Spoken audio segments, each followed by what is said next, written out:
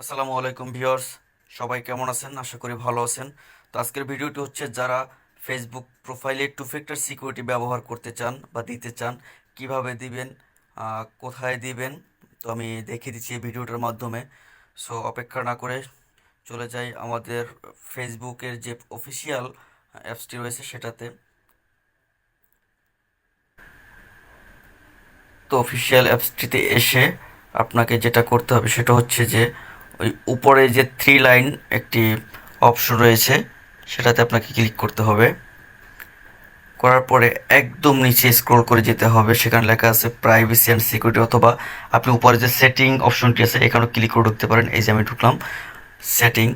এখানে যাওয়ার পরে আপনাকে যে কাজটি করতে হবে সেটা হলো পার্সোনাল, এই যে ইনফরমেশনগুলো দেওয়া আছে personal details, password and security, এখানে আপনাকে ঢুকতে হবে। ঢোকার পরে আপনাকে স্ক্রল টু নিচে আসলে দেখেন এখানে লেখা আছে এই যে পাসওয়ার্ড অ্যান্ড সিকিউরিটি।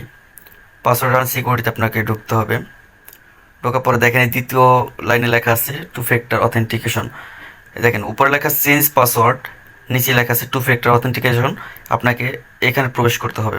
করার পরে এই যে ফেসবুক প্রোফাইল, এখানে আবার ঢুকতে হবে। ঢোকার পরে এখানে আপনি আহ, আপনার ফেসবুকে যে পাসওয়ার্ডটি রয়েছে সেই পাসওয়ার্ডটি দিবেন। তো দেওয়ার পরে আপনার ওখানে দেখবেন যে নাম্বার চাইবে, চাওয়ার পরে ওখানে সেই নাম্বারটি দিয়ে দেবেন।